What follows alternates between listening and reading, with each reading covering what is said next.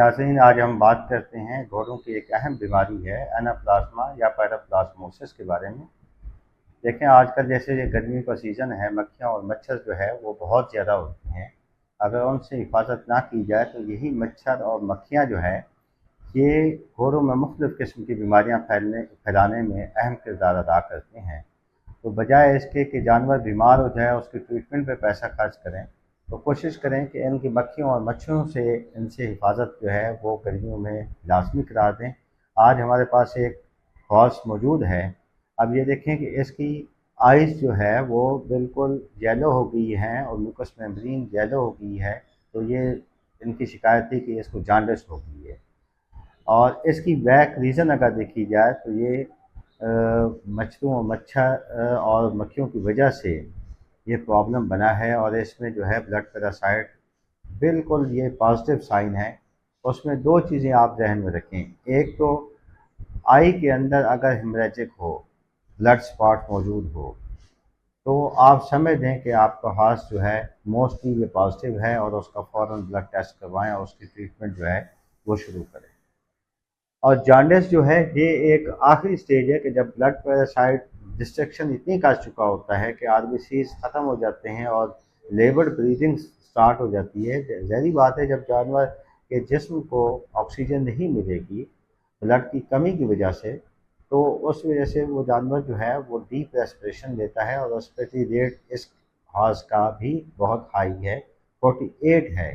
तो आप इन चीज़ों से कोशिश करें कि इज्तनाब करें कि आप वो कि जानवर बीमार ना हों, ऐसी एहतियाती तदाबीर अख्तियार करें। और जब ये बीमार हो जाता है तो उसकी ट्रीटमेंट में अब मैं डिस्कस करता हूँ कि आज की जो हमने इसकी ट्रीटमेंट की है वो हमने एंटी पैरासिटिक ड्रग भी इसको लगाई है, इमीज़ोल लगाया है। और इमीज़ोल 10 to 12 ml जो है वो हमने ये 450-500 kg का वज़न है इसका, तो हमने इसको डीप इंट्रामस्कुलर लगाया है। लेकिन सपोर्टिव ट्रीटमेंट है, एट्रोपिन लाजमी लगाना पड़ता है, क्योंकि एट्रोपिन नहीं लगाएंगे तो इसमें रिएक्शन के चांसेस बहुत ज़्यादा होते हैं, जिसमें यूरिन का बंद हो जाना या जानवर को कोलिक स्टार्ट हो जाएगी। तो सबसे पहले आप एट्रोपिन ड्रिप में लगा के इसको रीहाइड्रेट लाजमी करें। जब भी आप पैरासिटिक ड्रग इस्तेमाल करें तो सबसे पहले इम्पॉर्टेंट चीज़ है कि उसको रीहाइड्रेट करें जानवर को, ताकि उसका हाइड्रेशन स्टेटस बेहतर हो। ऐसा ना हो कि वो हाइपोवॉल्यूमिक शॉक में चला जाए। सेम इसी केस में आपने रीहाइड्रेट करने के बाद आपने ये मेडिसिन इस्तेमाल की है इंट्रामस्कुलर, और उसके बाद ऑक्सीटेट्रासाइक्लिन हमने ड्रिप में यूज़ की है। और ये ड्यूरालीन के नाम से भी आती है, ये आप ड्रिप में इसीलिए यूज़ कर सकते हैं। इसके अलावा आपने इसको मल्टीविटामिन भी देने हैं। और कुछ लोग प्रेफर करते हैं पेनाकार्ट वगैरह या स्टीरॉयड वगैरह, लेकिन अवॉइड करना चाहिए, स्टीरॉयड नहीं लगाएं। हाँ, आपने लॉक्सिन वगैरह, फ्लूनेक्सिन, मैग्नेमिन आप लगा सकते हैं, मिलॉक्सिकेम लगा सकते हैं। आप उसको पेन किलर आप दें ताकि इन्फ्लेमेटरी रिस्पांस कम से कम हो जाए। बाकी जो आपका लैब रिपोर्ट आएगी उसके मुताबिक आपने इसकी ट्रीटमेंट की करनी है। और ये इमीडोकार्प जो है आपने 72 आवर बाद इसको रिपीट करना है और साथ सपोर्टिव थेरेपी पूरे 3 दिन इसको जारी रखनी है।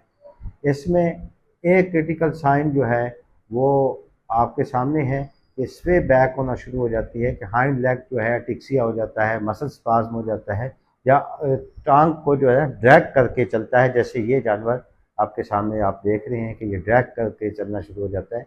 ये जब नर्वस साइन आना शुरू हो जाती हैं तो ये प्रोग्रेशन बहुत कम हो जाती है, लेकिन ट्रीटमेंट करने से काफ़ी सारे जानवर रिकवर भी हुए हैं।